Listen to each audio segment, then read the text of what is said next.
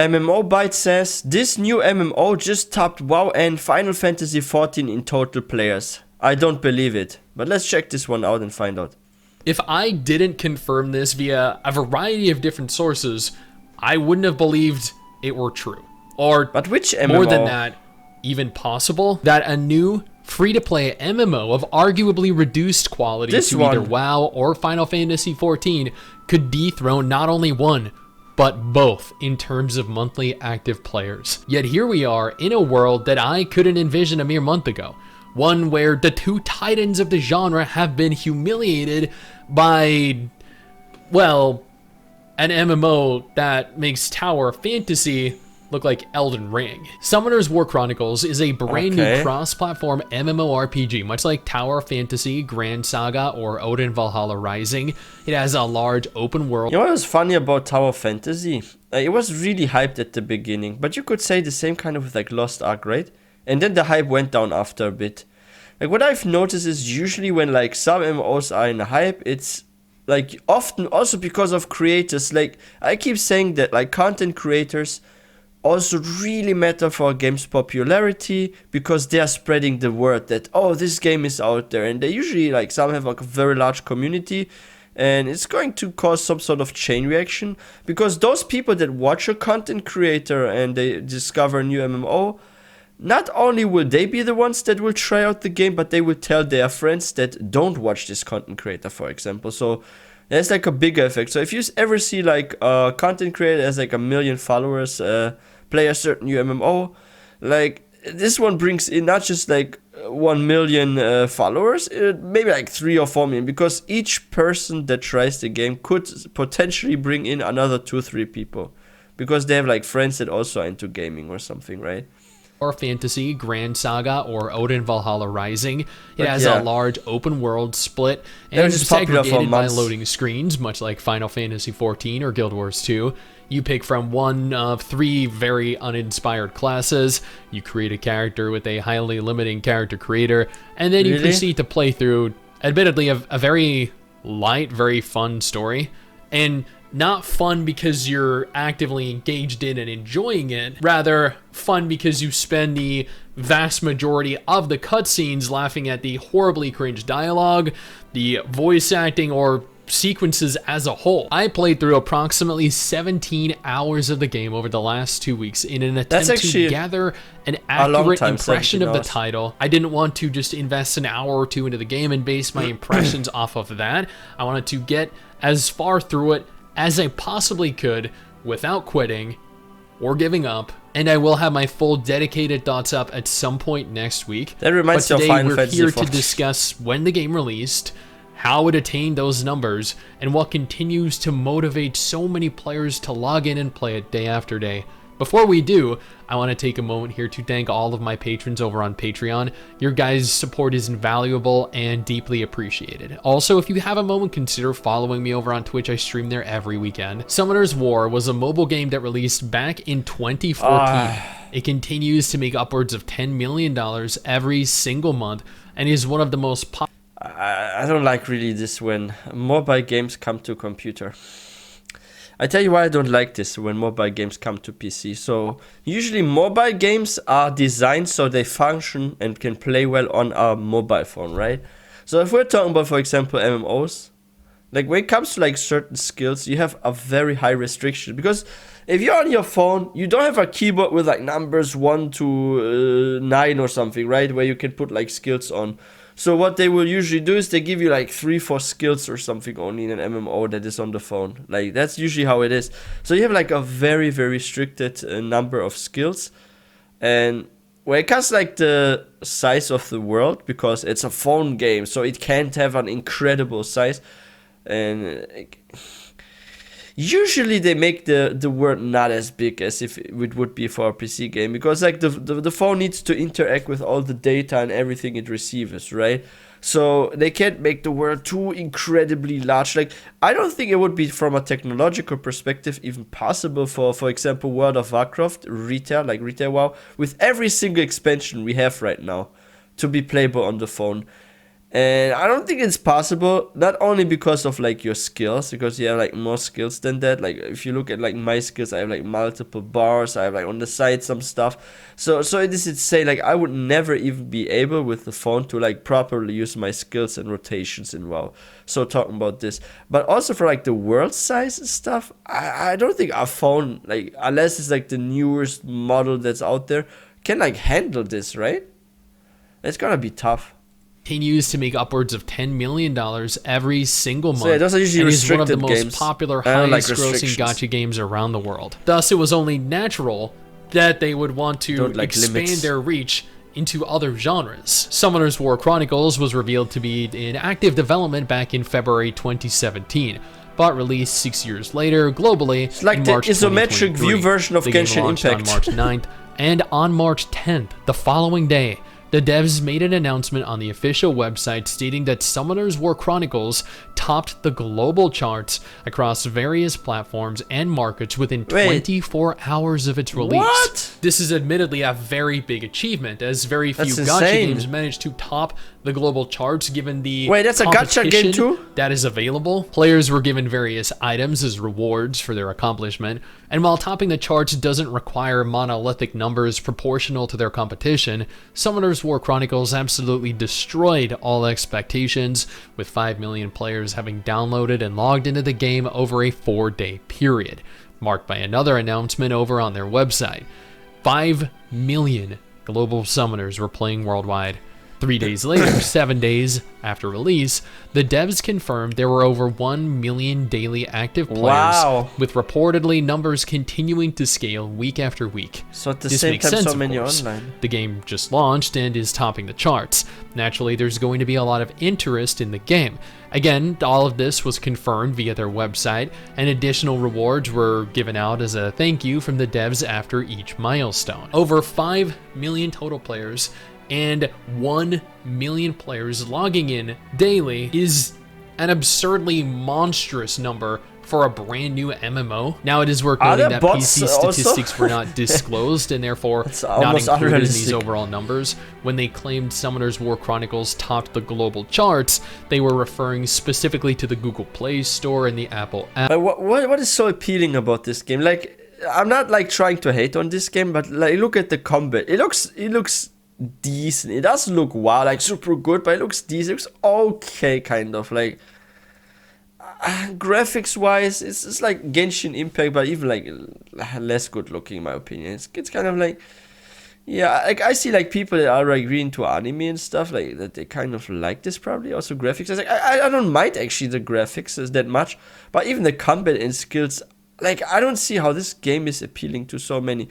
I mean, yeah, it's like free to play, so it's probably like easy accessible also to like younger players, right? Because usually if you're younger, you don't have so much money to spend on games, right? But is this like a gacha game too? Like, I'm always careful when it comes to like gacha games because they're very, very, like, not only addicting, but they're also, I would almost say like predatory and stuff to like younger players, because they will like try to steal their parents' bank card and stuff, like the MasterCard of their parents or something, and they're going to freaking spend money in the game or like use every single bit of their pocket money or something and find ways to pay for it. And like I've met, like, I'm not kidding, guys, like this is actually real. Like this happened to me a few months ago. So I wanted to walk to this. So I was walking to the supermarket to buy some groceries. And I passed by like a bench where there were like some younger folks, like they were probably like 11, 12 years old sitting. And they were like playing something on their phone. And then I actually heard one of the kids, like this one guy, he said, look, I bought this for 50 euros. I was like, wait, what? He bought what for 50 euros? And it was also some sort of gacha game. I'm not sure which game it was. But he said he did have like microtransactions for like 50 euros. And then like the other one asked like, yeah, how did you do it? And he said, I asked my parents and stuff, and I used like the card of my dad. Wait, what? He used what? The card of his dad, and he asked them, but he spent 50 euros on what? Or like some gacha stuff? Like, wait, what's happening here? Like, is like the other parents aware that this kid spent that much money in this mobile phone game? Like, what is happening here? And then I realized like how dangerous actually those kind of gacha mobile free-to-play games are, because you have those 12-year-olds freaking rob their parents of every single cent that they can get from them, basically, right? Like, oh, my dad, he's at work, he left his card on the table, let me just grab it and do some gacha. Or mom, can I get like 40 euros this week for pocket money? I want to go to the movie theater. But no, I'm not going to the movie theater, I'm freaking spending it on a gacha game. Like, I actually think some countries, like, they have to be careful when it comes to like gacha games, and also like the amount of like how much money can be spent. Like, there needs to be more law regulating this when it comes to gacha, that either the amount is like limited that you can spend per month in a gacha game, like maybe make the cap like 100 euros or something, you can't go beyond that per month, or like there needs to be other regulations to make sure that this does not happen, that like freaking kids spend like hundreds of euros every month in such gacha games, because those kind of people exist. Now, it is worth noting that PC statistics were not disclosed and therefore not included in these overall numbers. I know their parents are not millionaires, those are average people. Topped the global charts, they were referring specifically to the Google Play Store and the Apple App Store. This game was released for PC, for Android, and for iOS devices, but the vast majority of players interested in cross-platform titles prefer to play them on their phones due to the ease of access. With this in mind, it is safe to assume the final numbers were even higher, given the game peaked at almost 40,000 players concurrently on Steam, and even today peaked at almost 30,000. I wonder from which countries most are from. This average puts Summoners War Chronicles in the top 50 most popular games on Steam right now, almost averaging the same numbers as Final Fantasy XIV. How many are from the US New World or via Germany? Steam alone, an accomplishment that is by no means an easy feat to achieve. Steam reviewers have also been incredibly kind, putting the game at very positive based off of 7,171 reviews. But what specifically caused this mass influx of players to suddenly bombard their servers? Because its predecessor, Summoners War, didn't garner these kinds of numbers, and while still a very popular gacha game, is nowhere near as popular as this game is. Honestly, after having put almost 20 hours into the game, it's not actually bad. That doesn't inherently make it good, not by any stretch of the imagination. It's an okay but game. The game looks pretty good. It has a very Ni no Kuni feel to it, offers a pretty flat but quality anime aesthetic. The combat was surprisingly good and had some great quality special effects. Yo, this is and like Genshin being Impact. forced to play the game shit. for the first few hours as opposed to relying the on an auto buildings look feature like from was Genshin great. Impact. However, when do mobile MMOs ever allow for true manual play indefinitely? Yeah, never. At some point, I don't even remember when, I unlocked auto combat and the game proceeded to bore me into quitting a couple days later. But the target demographic of these types of games rely on autoplay, on auto-pathing, on auto combat to actually play the game for them. Mobile MMOs have these ridiculous investments necessary to be competitive, and letting the game grind for you so you don't have to allows for players to work or play games that are actually fun to invest time into. There is no shortage of mobile gamers in this day and age, and many of them like the allure of playing an MMO. I still prefer While I don't PC. believe any mobile MMO truly captures what makes a real MMO, a PC MMO, a worthwhile game to play, I cannot deny these cheap knockoffs do not serve a purpose. They're the equivalent of a nicotine patch, a weak, diluted fix that doesn't feel the same, but might be enough to not leave you craving for more. Much like its predecessor, Summoners War, this is a gacha game. And as such, with the numbers they've achieved, you have no doubt they're banking in the tens of millions of dollars easy. Yeah. Various sources speculate 2-week earnings to be at a minimum. Most definitely. Like I said earlier with this story with this kid that spent 50 euros from his parents in like a game. And he comes from like an average family. Like he didn't look like this kind of rich kid. And plus, I think I know where this guy actually lives. Like I've seen this person come out of like this one apartment building somewhere. So yeah, it's not like the first time I saw this kid. It is insane. Like it is insane, like with gacha games. Same with like Genshin Impact, like how much money like companies can make with gacha games. Like this is way higher than if, for example, and this is like one of the issues we have these days with like free-to-play games. Like a lot of companies no longer want to freaking make a one-time price of, let's say, $60 or something.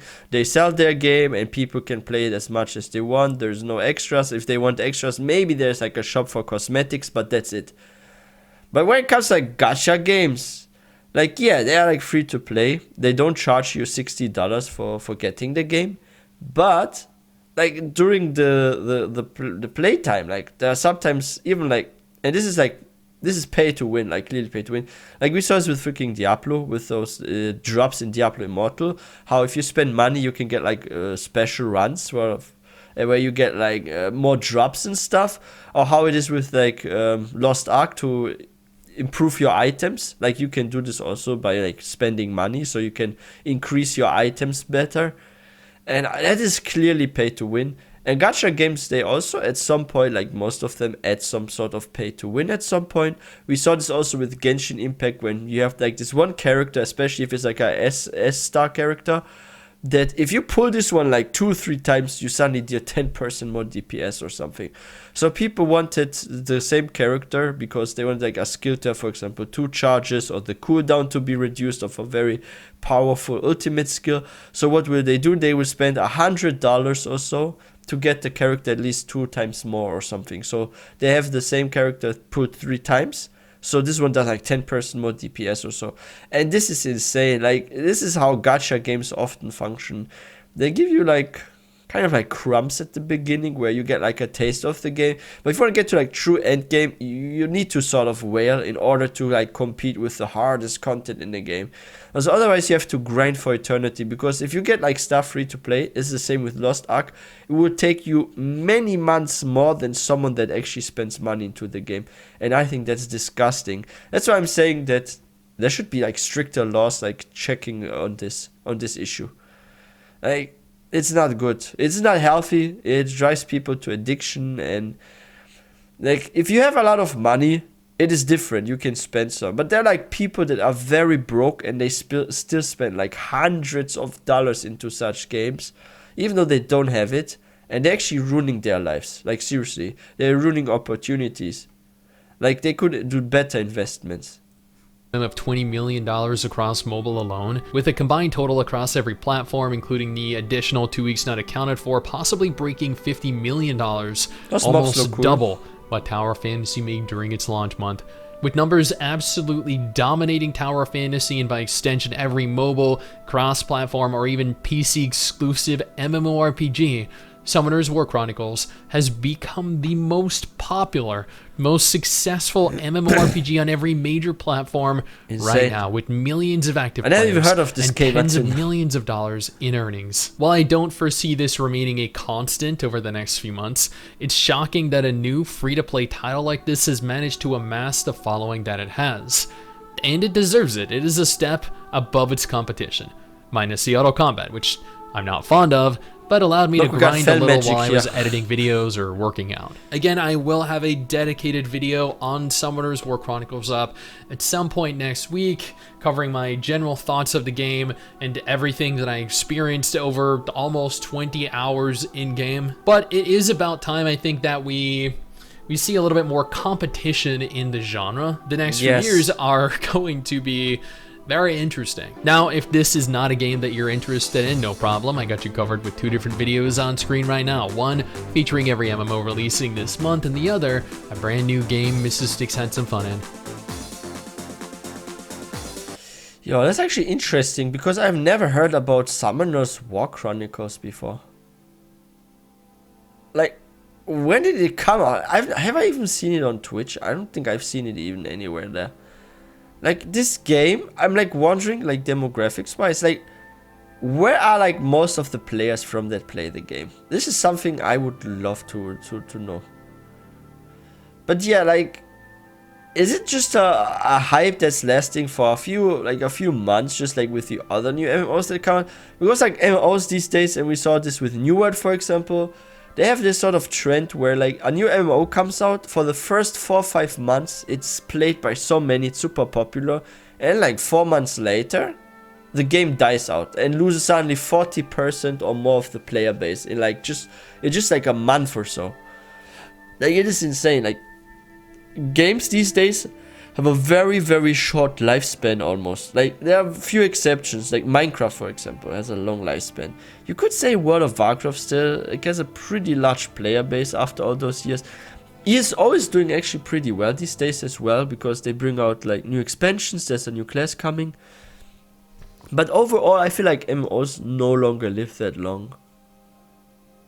But it's not just MMOs, like other games too. Like, look at Valheim, for example. It was super popular and like people left. And who plays Valheim these days? Like, maybe like 20% only of the player base stayed in the game or something. Yeah, probably like around that. So yeah, this is the issue with games these days. People play them, some months later, they just leave.